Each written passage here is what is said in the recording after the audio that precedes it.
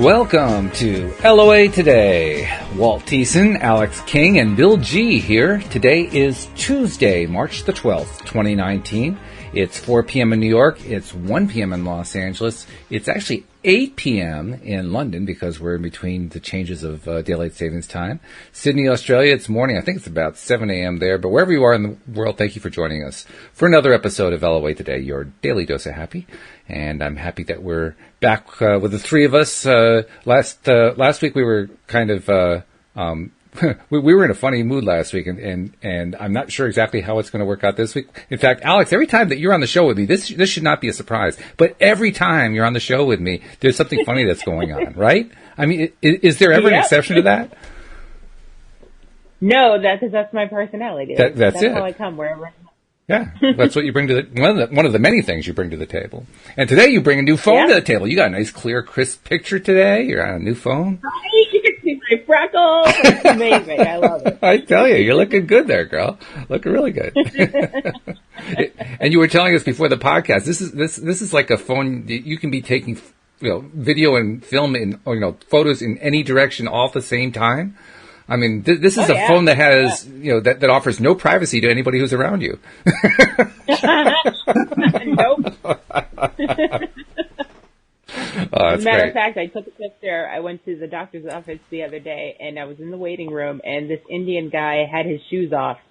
And I took a picture of him and posted it on Instagram because I was like, are we really, though? 2019, this is what we're doing? Okay. He was just sitting there with his shoes off, barefoot, in the middle of, I was like, you're not home. There's no explaining some things. That's all there is to it. Let's just say, let's just say he's trying to attract new shoes. How's that?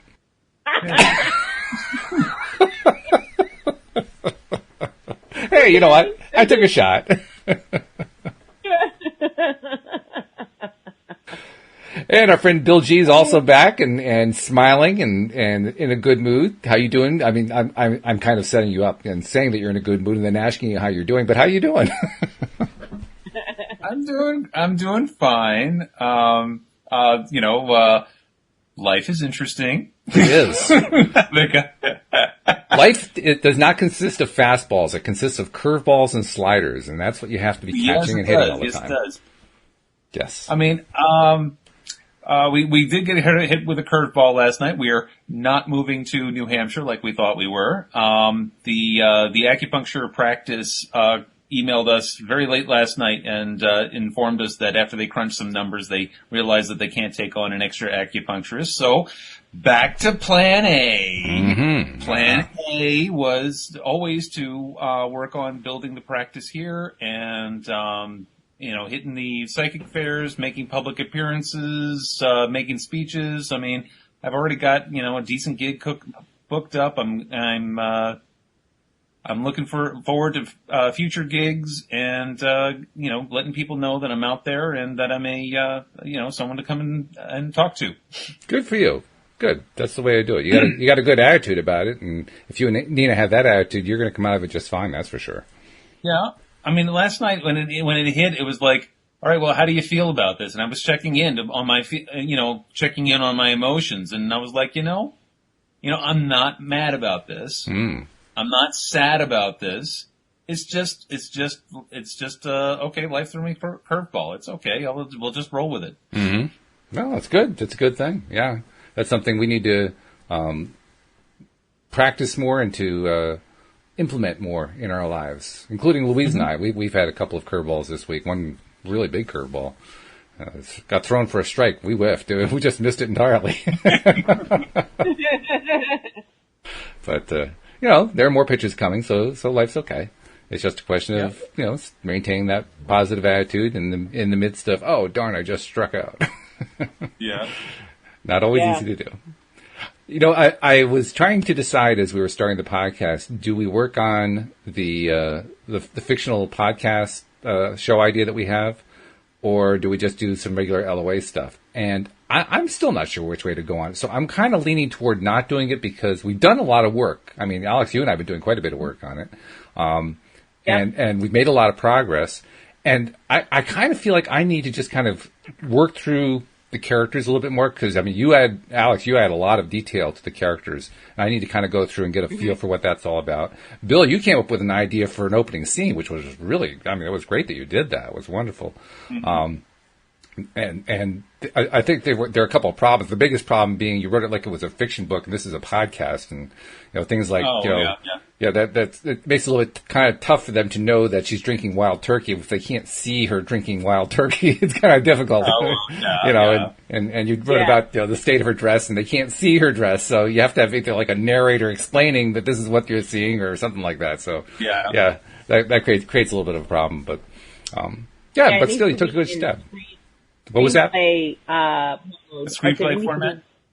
Yeah, screenplay format. Yes. Okay. Yeah, that's the biggest thing right there.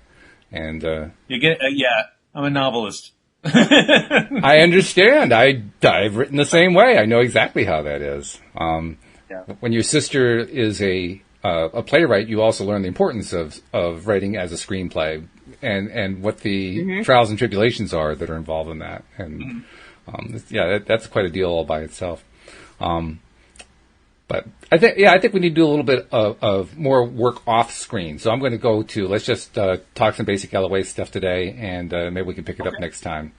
But thank you for doing that. That was really great. And thank you, Alyx, because you're plugging away too. So we're moving this thing along. I'm really hopeful that we're going to be able to have a script in place and maybe even figure out who the cast is going to be by, like 2 weeks from now, 3 weeks from now, something like that. Now, that's a pretty aggressive schedule, but I think that's reasonable, Well, it is. It's. I mean, how long does Hollywood, take to put a movie out? They take, a year and a half sometimes, with huge budgets and massive numbers of people working on it. Now, this isn't movies. This is just a podcast. Right. But even so, Actually, I have a story to share. Oh, what's that? In that Hollywood area, I love to play. I'm a big fan of Dungeons and Dragons. And I've got there's a podcast out there. The podcast, video, YouTube, whatever group called Critical Role. Okay. Maybe some of your listeners know about it. And they play Dungeons and Dragons every Thursday night, and they're there for 4.5 hours playing just watching D&D. Voice actors play Dungeons and Dragons. Well, they're on to their second campaign now, and they had this idea to turn their first campaign into an animated special. Now they're all in the voice acting industry, so they know what it takes to put together something like this. And so they estimated that it would take $750,000 to do one episode. Wow! Of a half hour, a 22-minute half-hour episode takes $750,000, and they pitched the idea to a number of different studios, and nobody really thought that they didn't want to take the risk on a Dungeons and Dragons based animated show because it's been done before, and maybe there's not enough interest out there. So they did it as a Kickstarter campaign. And so they they reached out to their fans and said, okay, we want to we're going to do a 40-day campaign. It's still going on right now. And we want to raise, $750,000 so we can do this one episode. In the first 12 hours after it went live, they raised $3 million. Wow. And at last check, they are at over $7 million. Whoa! And the thing is, this is only 8 days. They have some serious numbers of followers going on there. I mean, that's serious numbers. $8 million, and if they hit 10 million, they've got an entire season. Wow. Of episodes. Wow. And it's not like they have a shortage of material. They got plenty of material to actually come up with this series. And what's really cool about it, and the reason why I bring it up is it's a really great LOA story. Yeah. In that this group is always playing catch up with their fans because these are people who love each other very, very much, and you can see that on camera every single time that these are best friends, and they're all playing this game together, and they have this passion for their fans, and their fans have a passion for them. Wow. And so they're always, whenever they do these charity campaigns and whatever, they're always, they set their sights at a certain level, and their fans are always surpassing it. Wow. And, whenever that happens, they're like, thank you, guys. I mean, and they just let that gratitude come in every single time. And you can see that they're not letting it get to their heads. They're not like, oh my gosh, we're in orbit now and whatever. They're very responsible with the money or whatever. Every penny they're raising, they don't get to keep any of that. That's all going into the series. Right. And it's just a testament to people who vibrate at a high level. That's what's so great about them. Every one of them vibrated at a high level, which is why I watch them. And even when they're just doing a boring shopping episode on Dungeons and Dragons, role-playing games can sometimes get boring sometimes. I still want to watch them. I still want to see them because just to take in that vibration is just absolutely awesome. Absolute kudos to these guys. Yeah. I love and admire every one of them. That's really fantastic. Now, meanwhile, of course, there has been an increase in membership at networkexecutivesonprobation.com for all the network executives who let this job go, not recognizing what kind of an audience there was behind it. But that's all right. They'll get off probation. They'll be fine. Law of attraction works in all kinds of ways on the same thing over and over and over again. It's amazing. Yes, it does. So let's see. I mean, I really didn't have anything planned, as you can tell, because I was kind of deciding during the podcast what we're going to do. So I'd say why don't we just? I don't really see any questions coming through. Jeffrey made a nice comment about the guy with no shoes, but other than that, there's nothing really coming through. So I'd say let's. Did you see that one, Alex? He said, "I'm more comfortable." No, I can't see comments. He says, I'm more comfortable with someone with no shoes than I am with someone taking a photo of me without my permission. Well, then wear your shoes and you won't be having picture taking. There you go. Wear your shoes at all times. Take them off at home. Jeffrey is also in a silly mood today. This is a good thing. So, yeah. Is Jeffrey one of those people that takes his shoes off when he's on an airplane? Because I hate those people. Only when I sit behind him. That's when I really hate them. Other than that, it's fine. No, it's even worse when you're sitting in front of them and they put their feet through where the earth is. That's okay. the worst. Now I'm seriously getting grossed out, so we're going to avoid that topic. We'll start a new Facebook group. People who don't like people who take their shoes off on airplanes. That'll get so many people. So many people. Probably violates a Facebook rule somewhere. But no, I figured we could probably do one of those fun little games where we each try to come up with a question for us to address and kind of go around in a circle and see what we've got. And since I'm hitting you guys with that right now, I'm just going to come up with the first question. Let's see. Well, yeah, Jeffrey actually followed up. He says, it's a day that ends in Y, so therefore I'm in a silly mood. Yeah, sure. Of course, that makes sense. So, question number one for the day is, okay, well, let's go with what we're talking about here. Law of attraction shows up in all kinds of amazing different ways. What's probably the most surprising example of law of attraction that either occurred in your life or occurred in the life of somebody that you know or somebody that you know of? In other words, any story that you can think of, it's the most, whoa, that one really caught me by surprise example. Can you think of one that fits that one, Bill? Can you think of an example of that? Oh, crap. I'm sorry. I was totally wigged out there for a second. Bill, I'll give you the easy out. Just blame the internet connection. It was the internet connection. You just didn't get the whole question. It was the internet connection. I'm so sorry. So that's the deal. Now, I'll repeat the question for you. I'll go to Alex. Okay. I'll even give you an extra minute. I'll go to Alex for the first answer. Cool. But the question is, what's the best example, the most amazing, incredible example of law of attraction that either happened in your life or someone you know or even someone you know of? What's the one that really blew your socks off more than anything else? That was the general question. Oh, okay. All right. So what you got, I'm Alex? definitely going to have to say how I met my boyfriend. Ooh. Okay. Yeah. Yeah, because that was definitely unexpected, and I was pleasantly surprised. So, okay. Yeah. You want to touch on the highlights of that one? The highlights. Okay, so I was on a dating app for about a year and a half, almost 2 years, and I was talking to, it was when I first started doing podcasts with you, mm-hmm. and Carlos and I were doing our first episode on dating apps. Right. And he was like, have you tried this dating app? And I was like, no, never heard of it. So I ended up trying it. And, after talking to a couple of dudes, I was like, you know what? I give up. I'm done. But I left the app on my phone. And I got a message from this guy, his name Mike, and he messaged me and he said, hi, I like your dogs, because I have my dogs on my page. And he said, I don't like to text. Can I have your number? And I said, it depends. What are your intentions? Mm-hmm. And he said, to buy you flowers and treat you right. And I was like, okay.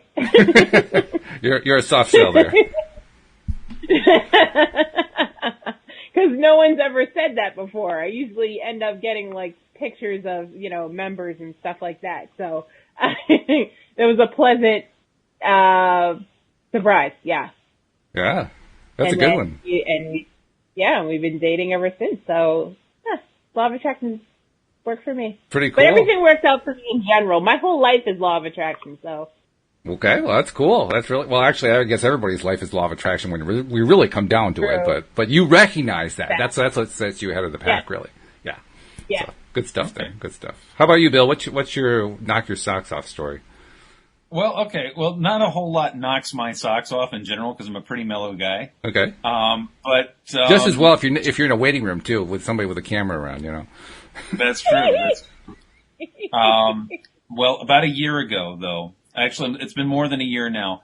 My mother-in-law, she lives with us, and she can't teach anymore, and so she was getting very bored with life. And before she moved in with us, she always had animals. She had dogs and cats to take care of. And we were thinking to ourselves, wouldn't it be great if she had some cats to take care of? And so we were like, okay, but, so we brought it up to her, can we get you a cat? And she was like, oh, no, I don't want you to go out and getting a cat. And we're like, okay, all right, we'll just let it go then. But, we still put that intention out there. And then, a friend of ours was, moving, and she had 2 cats, and she was moving into a place that didn't take cats.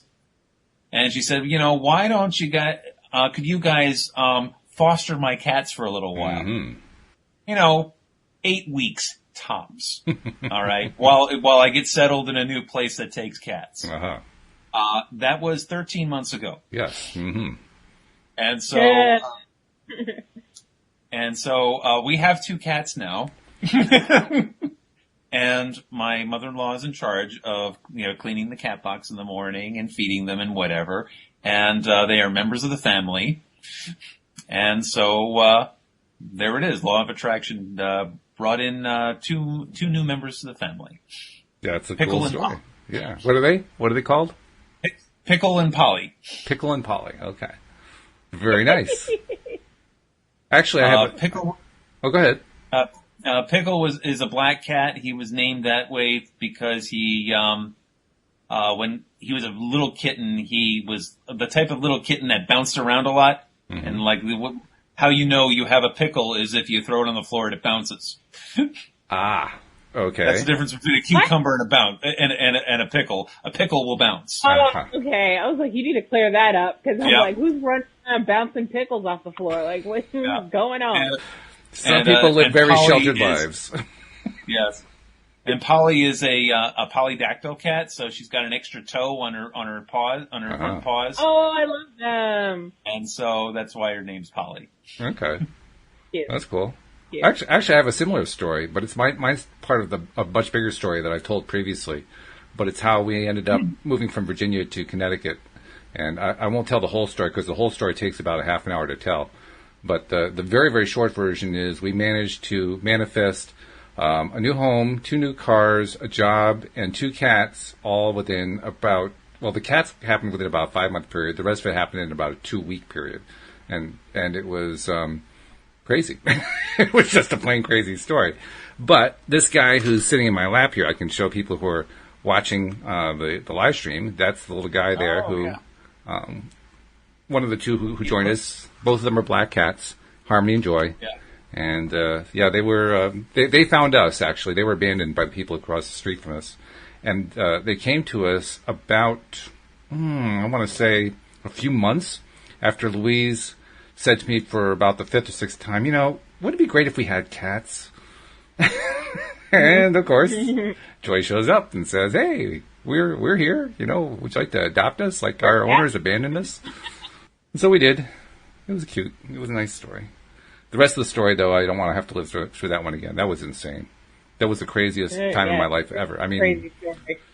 All those things, no money, got rid of 2 old vehicles, got 2 new vehicles, brand new, which we couldn't afford, but they gave them to us anyway at tremendous discounts. Got the new house, got the new job. I mean, everything was just like compacted into this one time frame. And I mean, it was nice to know the law of attraction was looking out for us. I could have stood having it done in a less stressful way. But other than that, it was great. That's not how it works. Well, especially if you're vibrating stress. And I was vibrating a lot of stress. I was really in stress mode. So was Louise. We were stressed out. So we got the stressful trials version. And tribulations to appreciate the joy. I guess so, yeah. So, all right. So that was Harmony. And Harmony, yes. Well, Harmony's in the other room. That's okay. So there's my question. Either one of you have a question that we can address, a topic, something for us to answer? I do. Go for it. Okay. How do you know when you are supposed to keep someone in your life that is going through something toxic, or do you let them go? Like, how do you know that you're supposed to stay with them to, wait until the sunshine comes out on the other side, or do you let them go for your own peace of mind? Okay. I can answer it, but do you want to go first, Bill? You go first. Okay. I'm still cooking. Okay. Well, my answer is actually in 2 parts. The first part of the answer is, do you want to keep that person into your life? Because the way you phrased it was, should you? And should really doesn't have anything to do with it. It has more to do with what do you want. I mean, it's not like there's a moral rule that says you must keep this person into your life or you must throw this person out of your life. There's no rule like that. So what do you really want? That's really the first part of the question as far as I'm concerned. And then the other part is based on the first part. I mean, it really comes down to that first part. What do you want? If you really want that person in your life, then you ride it out with them. That's what a friend does, right? A friend sticks it out with them. If you don't want them in your life, then you part company as soon as possible. You probably should have parted company 3 months ago. Mm-hmm. So it really comes down to that. What do you really want? Now, having said that, I will point out that, and I don't think this is true of you, but I know of a lot of people who this would be true of. There are a lot of people who would make that decision based upon the should factor, kind of like the way you phrased it, but they would take that really seriously. They would say, well, I really have an obligation to this person. I really should, because that's the way you're supposed to treat people, or no, I don't have an obligation, or something along that line. And to me, that all goes back to step 1. This is all a step 1 thing. What do you want? It all comes down to that. There's no should. Everybody has the right to choose exactly what they want in their lives, whether it be people, things, events, anything. You have the right to decide. Now, are there consequences that go along with those decisions? Sure. Yeah, no matter which way you go, there's always consequences. But it's really up to you. So, I mean, for something like that, I'd go down deep and say, what do I really want? Right. Bill? So, did I give you enough time there, Bill? Do you need more time? No, I'm good. I'm good. Let's see. Sometimes people will ask me that question while we're in a session doing SRT, because we use the pendulum to douse questions like that sometimes, and they ask themselves, what should I do? Should I stay with this person? Should I let them go, and whatever? And Generally, the spirit doesn't like questions like that, because again, what you're doing is you're coming up with a judgment, and the better question is, what is the percentage or intensity of positive energy towards maintaining the relationship with this person, and what is the percentage of negative energy? Very specific. And then what you do is if it looks like the negative energy outweighs the positive energy, you research it to figure out what kind of relationship do you have with this person. What are your past life connections? What are the lessons that you are learning together as souls traveling on this road together? If you find, though, that if through the research you realize that, okay, maybe it's best that this person not be in your life, then it will indicate that. If it says that, no, this is something that you need to be working on or something you need to be building, that the problem isn't with the other person. Whatever they're going through that's toxic is actually something that's toxic that's going on in you, and you're only perceiving that it's toxic for the other person. Then that's something that we can clear and we can work on. And maybe the relationship isn't as toxic as you think it is, because, sometimes you run into this with people who are married as well, or you're dealing with family members or parents or whatever. You are, like I had my client the other day was saying that he really wanted he wanted his parents to go away, because his parents are just, they're toxic all the time. They're always criticizing him. And I said, well, what do you want? Because he was focusing on what he didn't want. And I said, well, let's focus on what you want. Tell me what you want. He says, I want a better relationship with my parents. Well, you can't do that if you divorce them. Well, let's just say it's more challenging that way. It is more challenging. You can't. So again, we researched it. We pulled up the charts, and we came up with what the lesson was in why he chose to be with them, and why continuing the relationship was in his best interest. Okay, that's good. Before we come to you for your question, I got a question from Jeffrey. He says, when we receive what we ask for all at the same time, is that the result of sporadic focusing as opposed to continual or gradual increases in focusing? Let me repeat that. When we receive what we ask for all at the same time, is that the result of sporadic focusing as opposed to continual or gradual increases in focusing?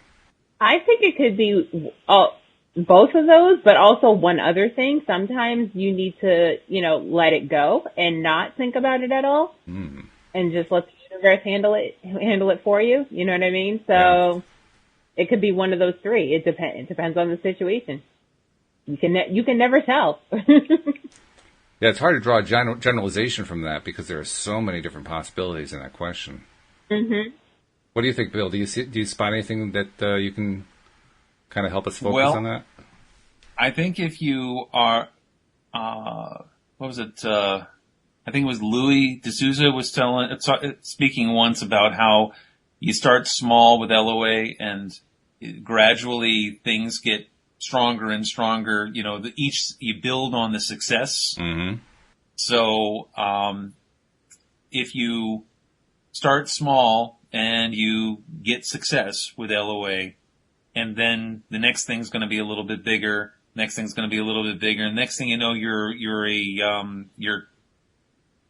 building something. Things are happening that you wouldn't have even dreamed possible before, because you've built up this, what he calls the rocket of desire, Mm-hmm. Mm-hmm. Yep. Which, of course, he gets that from Abraham. That's what Abraham calls it. Is the rocket of desire. Yeah. But yeah, and he does. You're right. He talks about that quite frequently, about how and Abraham talks about that too. They talk about how when you're in that high, on that high flying disc, that's the phrase they like to use, the high flying disc. when you're on that high, it took me the longest time to figure out what the heck they were talking about with that, by the way. But once I finally understood it, no, vibration high all means how happy you are. Okay, got it. Now, why didn't they say that in the first place? But, when you're on that high flying disc, everything comes easily because you're on a high flying disc. Everything, there's no resistance at that level, or very little resistance compared to, say, the lower levels. And that's what it's all about. We tend to get excited about the vibration because that's the positive way to look at it, and rightfully so. But, it's also good to remember it's just lack of resistance. When you don't resist, stuff happens. It happens big.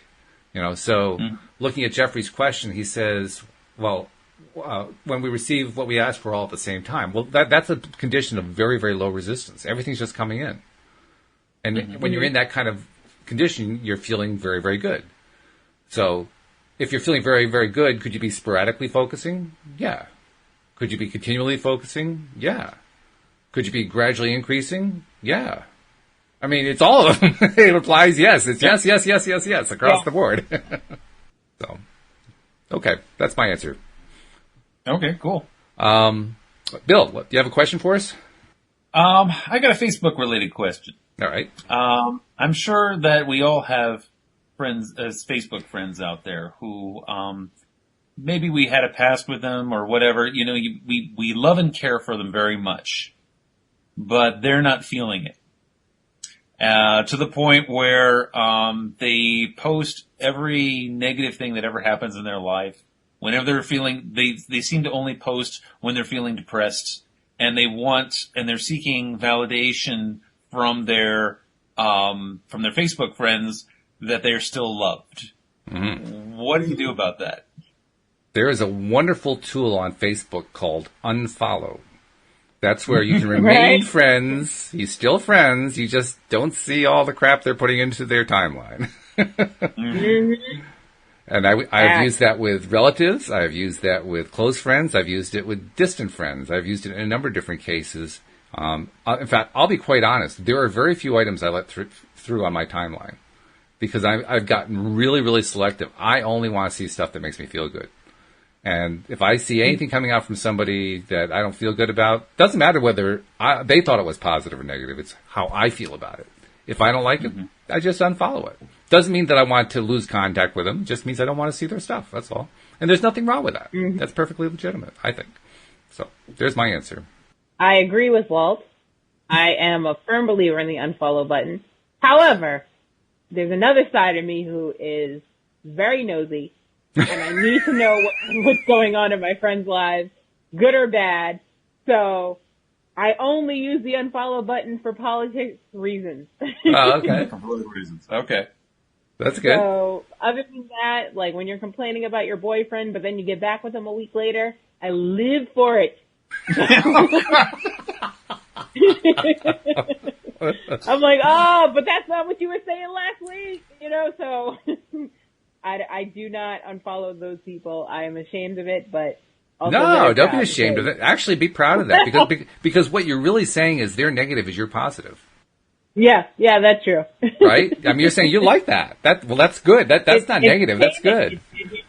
Yeah. It's like why I watch reality shows. It's just well, that's what I was going to say. You do a podcast. Spoiler alert. Yeah.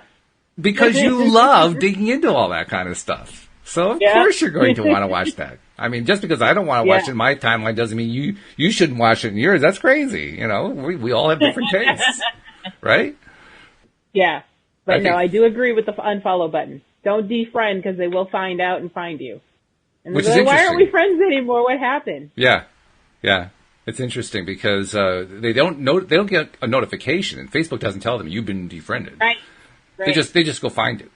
Which means there are a number of people who have a lot of time on their hands going through the friends list. Okay, I go through my friends list, not to look for people who I didn't think were there anymore, but just to like delete people who I'm like, why did I add them in the first place? Well, I was doing that today. Really... Yeah. I mean, perfectly honest, I cut my list was around 500. I cut it down to around 250. Just these people that I really don't know anything about them. How did they get in there? I don't know. I must have said okay at some point. I have no idea who that person is. Yeah, I'm the same way. I'm very selective with my friends. So if you're on my list, you should feel good that you got into the club because it's a very exclusive club. Mm-hmm. Yes. So thank you for letting us on your list if we're on your list. You're welcome. How about you, Bill? What's your answer to your own question? It's a nuanced answer. I do believe in the unfollow button. But at the same time, there are certain friends that, I do monitor to make sure that they are okay because I know that they are suffering greatly, due to, personal reasons or they suffer from depression or they've got a clinical condition.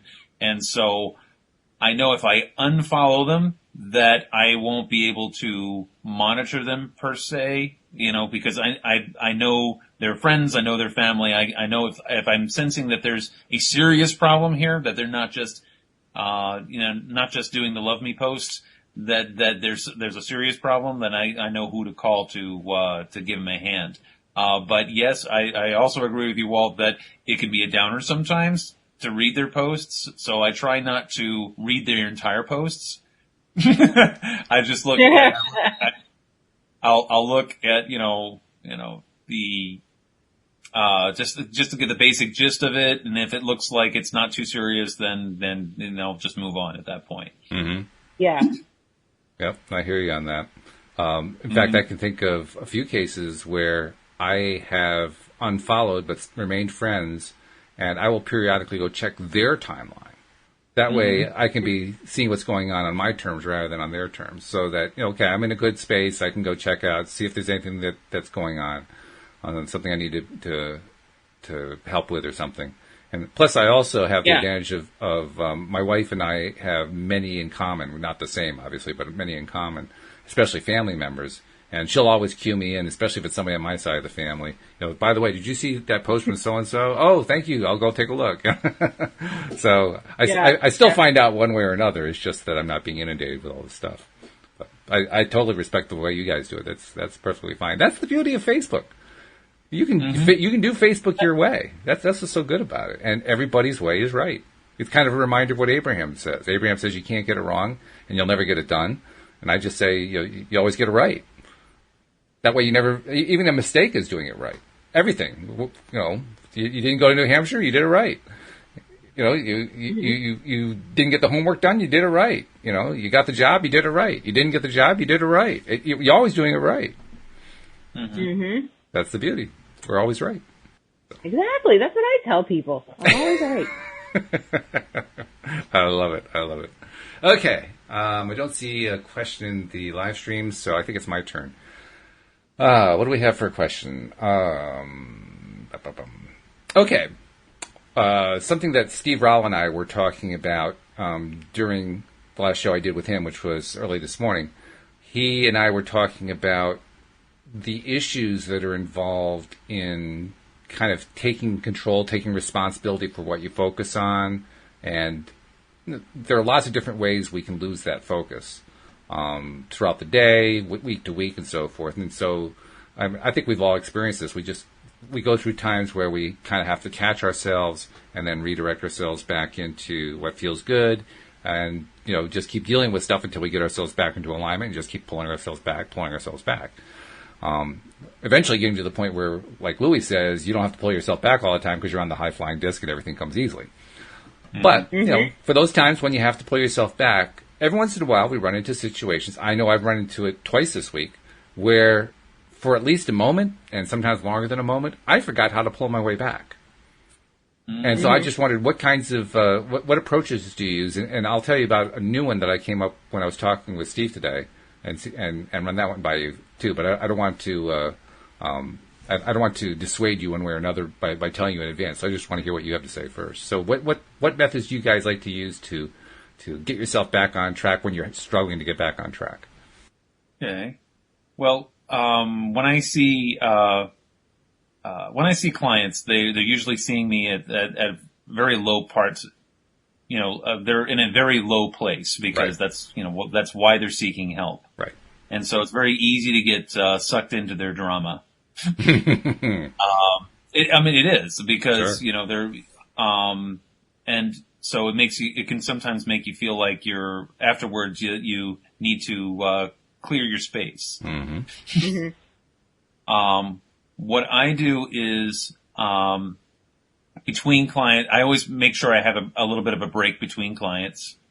And so I can clear the place with the pendulum and make sure that everything is back the way it should be. I meditate every morning. But sometimes, life just, gets in the way and stuff happens. And at those moments when you're feeling your vibration is not quite as high as it needs to be, that's when you, clear your schedule. Clear the schedule. I like it. Clear your schedule. Take a mental health day. Go do something you enjoy and refocus on what's important. Figure out, by taking breaks is extremely important, especially when the work that you're doing is dealing with people's darkness. Yes. So you're working to put light in people's darkness, and yes, a lot of times actually most of the time the sessions go very, very well, and we cover some really great stuff, and we clear out a lot of stuff, but it doesn't. But as you're clearing it, you're putting it in the room, and so you got to clean out the room. You got to make sure that that's a nice, clean space, and we can be magnets for this bad energy sometimes, especially for those of us who are really empathetic to other people's energy, and that's really a good hallmark of a good counselor, a good life coach, is empathy. But the problem with empathy is that you have a tendency to take on because as an empathetic person, you see somebody in pain, you want to take the pain away. It's like, oh crap, what do I do with this pain? I'm gonna put it on myself, and wait a second, now it's all stuck on me. Ooh. The gooey pain is on me. Oh no. Oh yuck. So, you gotta keep yourself clean and, clear yourself out, and also check in, with yourself to make sure that whatever was discussed during the session didn't, hit any personal buttons of your own. Yeah, sure. Because that can happen too. Because when you're with a client, you are with the client. Yes. You are focused on their healing and their alignment and their ascension. They are the most important person in the room. I saw a client last week, and she was asking me after we got done the session. She's like, "How can you speak with such confidence about what I did with my life and whatever, because I still don't get it?" I said, "I speak with confidence because you are sitting right in front of me, because we got the message from Spirit. We know what you did. We know why you did it, and now we're speaking with confidence that this is the direction you were going into, and we can." And I said, if the Spirit gave us a completely different answer and went in a totally different direction, we would be speaking with just as much confidence. Mm-hmm. And because it's all about them. But then when the session is over, if they told you something that they did that you completely disagree with, that you would have never done in your whole life, you got to clear that out, because it wasn't about you, it was about them. Okay. Hadn't heard that one before. How about you, Alyx? What's your method? I mean, how do you deal with stuff like when you're having trouble dealing with stuff? 2 phrases. This too shall pass. Yep. And on to the next. Aha. Don't dwell. That's it. Just keep moving on. Nope. Yep. That's a good approach. I like that. That's good. Thanks. I like to keep it simple. You do a great job of that, girl. Really good. Yeah. Nice and simple. The KISS principle works. It works beautifully. It really does. Yeah. Now, of course, with me, I was getting into, high levels of detail with Steve, partly because we're doing a podcast, and partly because that's what I do. I get into high levels of detail. That's me. And so as we were basically, peeling away layers and layers of onion, trying to, explore all sides of this issue, an idea came to me, and I ran it by Steve, and he really liked it too. I wanted to run it by you guys. very often we, as deliberate creators, will have certain practices that we do. Like, Bill was mentioning meditation, and there's dozens of other practices that you can do. One thing that I realized I had not done came from something that Steve suggested, which is when you know how when you're trying to get into a good feeling place, you go after a memory, something that was strong and positive to switch your attention to. So you take your attention off of the thing that you don't want to be on, and you focus on that good memory. Well, I was noting that very often when I try to remember something, it isn't nearly as strong as it was when I first experienced it. And he suggested, he suggested to me, maybe you just need to spend more time focusing on experiencing it or re-experiencing it in your mind. Because the more that that's all the way, right? The more you focus on something, the stronger it becomes. I thought, well, that's a really interesting idea. I wonder, and this was my idea, I wonder if maybe I, and maybe others too, I wonder if I shouldn't come up with a list, or maybe should come up with a list of various positive experiences that have occurred in my life, and then on a regular basis work through one, and then the next one, and the next one, and just keep working through them until I can get them to the point where I can feel them just as strongly as I did the first day that I actually experienced them. Because now it's kind of like having your list of practices that you can rely on. You can just kind of say, okay, I need to do something to feel good. I'm going to go take a nature walk, or whatever's on your list. Well, now it's a list of good things that you can go to, that you can shift to feel good through memory, through remembering what happened. I'm thinking that could probably be a pretty powerful tool. What do you guys think? I think having a positive memory bank is an excellent idea. Have you ever tried doing that? I was kind of doing that this morning. I was talking with my friend in Japan, and we were just reminiscing about growing up in the 90s and like all the toys we used to play with and how our parents were the age we are now. And like, well, her mom was uncool. My mom was very cool. So we were just reminiscing for like literally 2 hours. It was fantastic. And it just left me with a good feeling for the rest of the day. Ah, good. That's very cool. Yeah, that's one that you can draw on any time that you need to because you built it up that way. Yeah. Mm-hmm. That's good. So you anticipated it. Very good. I'm impressed. I'm very impressed. How about you, Bill? Do you ever do anything like that? I suppose it's, I guess what I do is I think back to the things that I've always enjoyed and things that are very positive in my life, and I don't recreate them. I mean, I don't try and repeat the experiences in my mind because, like you said, the memory kind of diminishes, the feeling kind of diminishes each time you remember it sometimes. Mm-hmm. That, because you're not living that experience. And so, what I do is I latch on to the things that I enjoy, like role playing or just playing with my son. My son loves playing Minecraft and he loves having me in the same world as him and we're building stuff together. So if I can tap into my creativity and build something creative, then, that is where I find my happy place. Mm. Not just the meditation, whatever. That's work. I do that every day to just get myself ready for the day. But when I need to, latch onto a good, happy feeling, I'll make up a happy story. Yeah. That's good. That's a great skill to have, making up a happy story on the spot. That's a powerful skill. Because if you've got that, they're not going to win any Pulitzers, but they don't have to. You have an audience of one you have to satisfy. That's it. That's right. If you can satisfy that audience and to the point where you can actually stay with the story, you won. That's a victory right there. That's right. That's something we're celebrating. So, no, that's good. That's a great skill to have. So let's see, where are we? Alex, I think it's your turn. You got another question for us?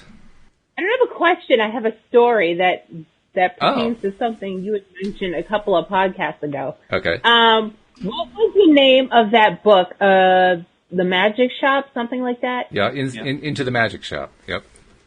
The Magic Shop. Okay, so here I am. It's like 2:00 in the morning. Obviously, I can't sleep because that's just what I do. And so I'm on Facebook, and Facebook knows I can't sleep, and they're like, "Are you still awake?"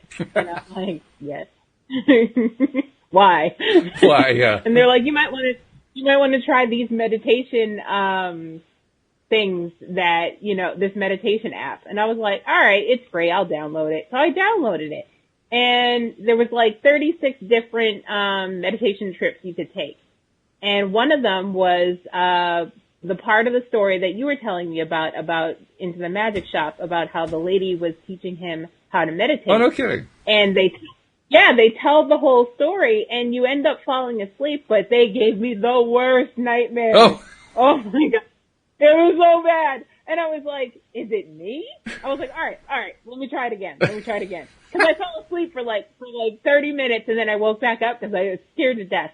And then I was like, all right, let's press play, try it again, because it's like 15 minutes of meditation. You fall asleep in like the first 5. And I fell asleep again, another set of nightmares. I was like, all right, deleting this app. So, never mind. But I just want to let you know that it's out there, and it's called Sleep Stories for anyone who's looking for it. And it does have Into the Magic Shop, that is on there. So. Note to self, don't give the Into the Magic Shop book to Alyx as a Christmas gift. Okay, got it.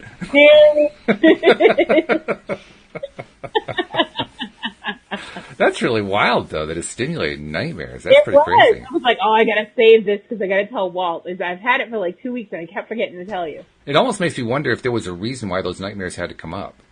That's what I was thinking. I was like, okay, what's really going on? Because I was like, my life is great now. So like, what am I having nightmares about? And it wasn't like real life nightmares. It was like movies. Mm. It was weird. There were characters. I don't know what was going on. I woke up too fast to be able to concentrate and try to write it down and focus on what was actually happening. So I don't know. Well, you pointed to it yourself. You said that you things going well for you. Things are going really well. You're in a great place right now. That's a low resistance place. So yeah. It makes sense that if you got some stuff that's just been kind of churning down there and hasn't been able to get out, you just released it because you were in this really good place. So that's what I'm thinking. I hope I released. Yeah, well, maybe not entirely if you went back and did it again and got the same result. Maybe there was still some more to release there, but... Well, I'm not going to try it a third time. You won't get me, Magic Shop. Rather keep it buried. Yeah, I understand. Bill, I'm not sure how to tie you into that comment. Are you familiar with that book and when I did the readings? Yes. On yes, I did. I listened to your podcast. You did? Oh, okay. Yes. Yes. Those were actually pretty well received too, which was good. I wasn't sure what was going to happen with that, but I liked the book. I enjoyed the book, so I figured why not share it. It was a good way to. Yeah. I used to.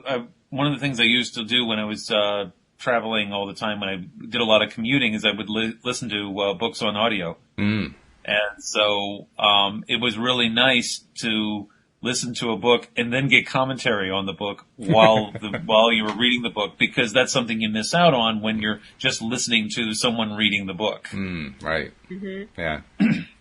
You like commentary then? I like generating commentary. I'm not sure I like listening to other people's commentary, which is weird because I do a podcast, but Yeah. Go figure on that one. That's probably why I'm doing the podcast rather than listening to it.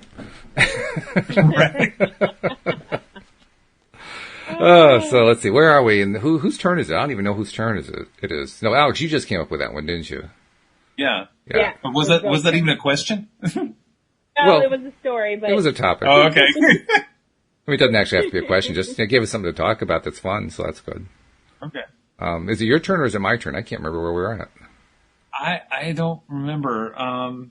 Bill's turn. Is it Bill's my turn? Okay, it's my turn. All right. I'm drawing a blank today. I had a stressful night. All right. Well, then that leads to a topic right there. Okay. So you have a stressful night. What's your go-to for overcoming the fact that you're having a stressful night? How do you turn that around? That is a good question. Well, first of all, you don't let your emotions get in the way. You take a stock of how you feel about the situation, especially if it's a surprise. And this is not just, what I went through last night, but also if you get that call in the middle of the night where, a relative has passed away or something like that, that can ruin your night. Mm. But you also have to realize that people are depending on you. That you, especially if you're like, in my family, though everybody in the house depends on me. So they always count on me to be the rock, no matter what crisis is going on. So when bad things happen, they come to me, and the expectation is that I'm going to always remain calm, that I'm always going to have a perspective of that, a different perspective of what's going on, and that worst comes to worst, I'll break out my charts and the pendulum, and we'll tune into spirit, and we'll get an idea of what's going on, what are the positive energies and negative energies surrounding it, and try and clear it as best we can. So, yes, that is my go-to. That's good. That's a good process. But then rest is always important, and I didn't get a whole lot of that last night. So, because I do taxes in the morning, so I'm doing people's taxes from 8 a.m. to 1 p.m. and then I run home, and then I get ready for the podcast, and then after I'm done here, it's making dinner and whatever. It's just it's the constant grind of life, and so. Tonight, I'm going to, after everything's calmed down, I'm going to take some time for myself. I'm going to meditate again. I did it this morning, but I'll do it again. And just take stock of what's important and then hold on to that. That's good. That's good. And actually, I was realizing as we were talking about this is a great topic for Alyx to address because she has lots of opportunity to practice this. I mean, what do you call it? She's part of the Sleepless Elite. Is that what you call it? The Sleepless Elite? Sleepless Elite, yes. Yes.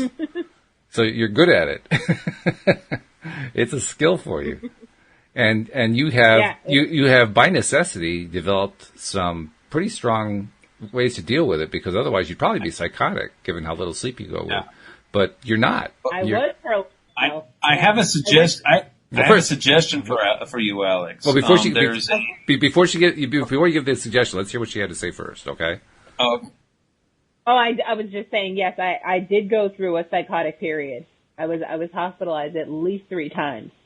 Mm-hmm. Wow. And not, because along with insomnia came anxiety, depression, it all snowballed into one. So it was a fun couple of years, let me tell you. Yeah, I'm sure. But you developed, you have a strategy though. I mean, what do you do now? Let me see. For sleep, or lack thereof. Well, more about stressful night, if the night is stressful. I don't have stress. Oh, well, that makes it simple. It's funny because I was talking about this with my psychiatrist. I said, listen, he was like, he asked me the same thing. What do you do for stress? And I said, I don't have stress. And he goes, and he looks at me weird and he was like, why are we here? And I'm like, no, there's a big difference between stress and anxiety. Anxiety is something you cannot control. And that is what I deal with. So I don't have stress because I don't have anything stressful in my life. So I don't know. Yeah. So you've actually managed to feel anxious without stressing it. That's pretty cool. Yeah, because I'm just used to it now, and I'm like I said, this too shall pass, and on to the next. Okay, and then Bill, what were you going to suggest, Alyx? Well, I whenever I have an insomnia night, when I'm having trouble sleeping, and daylight savings time always messes me up. I have jet lag for a week afterwards. And so what I do is I just recently found this app. It's drumming, shamanic drumming. And you can listen to 30 minutes of shamanic drumming, and then it shuts itself off automatically. And what it does is it puts your brain into that that pre-sleep stage without getting and the drumming prevents the mind from going nutso with noise. Interesting. Yeah, I tried that. You tried that? I tried that. It didn't work. Didn't work? Oh, sorry. My brain's little hamster wheel keeps turning and turning and turning. That little hamster never gets tired. All right. Well, I tried. Forever, though. It was a good attempt. That was a good attempt. Yeah, we'll have to figure out. I mean, I was thinking about what do you replace the hamster with. You definitely don't want the Ever Ready Bunny. I mean, you don't want that one. No. So you got to have something that wears up, but you got to replace that hamster, no doubt about it. So we'll figure that out for next time. Anyway, we are past time, so thank you guys. This has been a fun discussion. Thank you to our live stream audience. And thank you to our podcast listeners as well. By the way, if you're not yet a subscriber, what are you waiting for? Join us. There's a subscription button on the homepage, loatoday.net. And we hope that you will click it and walk it through and get all the episodes coming right to your phone. And in the meantime, we'll see you all next time here on LOA Today. Goodbye, everybody.